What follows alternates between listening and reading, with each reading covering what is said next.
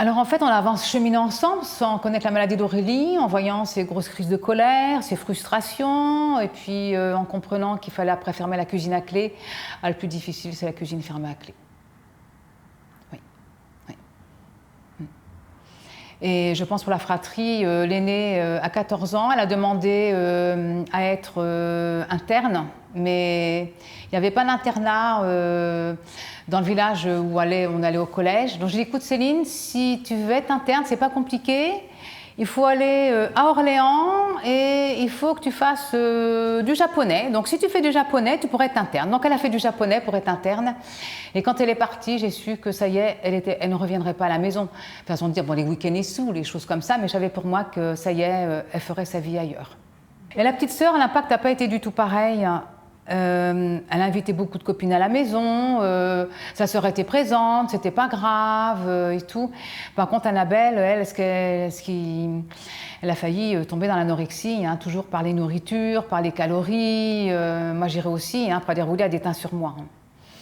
Et chez nous, on mange équilibré, on a déjà notre potager, je fais mes confitures, je fais mes conserves, et puis, je veux dire, même quand il y a des invités et tout, il y a des choses je ne pourrais pas faire aux invités parce que je crois que je ne vais pas les faire grossir.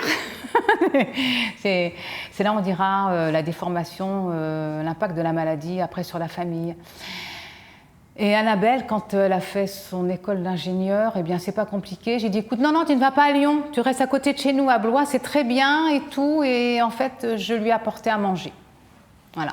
Parce que sinon, elle mangeait de la physique et des maths.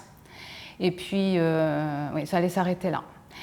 Et alors, ce qui est amusant sur la fratrie, quand elles ont su que leur sœur, par exemple, elle est à l'hôpital marin à Hendaye, qu'à Hendaye, on avait des séances de relaxation, qu'elle allait faire du canoë-kayak, enfin des petites choses comme ça, qu'elle allait en mer, et sa petite sœur dit, écoute, la prochaine fois, Aurélie, eh bien, moi, je prends ta place, c'est moi qui vais à Hendaye, et puis toi, tu vas à mon école, tu feras un peu de maths, un peu de physique. Hein. Voilà. Alors on va dire que dernièrement, cette année, on a décidé tous ensemble, nous avons pris un grand gîte dans l'Aveyron et à la place que ce soit Aurélie qui vienne chez nous, c'est nous qui sommes allés chez Aurélie. Voilà.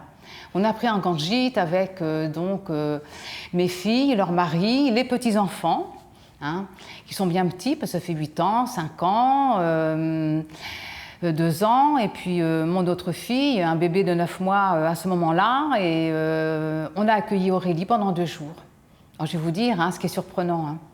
Eh ben, j'ai oublié Aurélie dans la maison. Une fois, on est sortis en promenade, et j'avais le bébé dans les bras, et puis les parents étaient partis faire des courses, je devais m'occuper du bébé.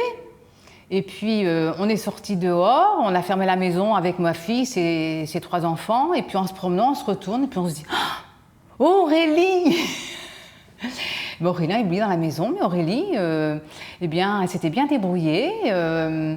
J'avais oublié au petit coin, j'étais pas allée la voir, et puis elle a vu que dans le séjour, il y avait des portes-fenêtres avec des petites clés. Elle a ouvert une porte-fenêtre et elle était sortie pour nous retrouver, tout simplement.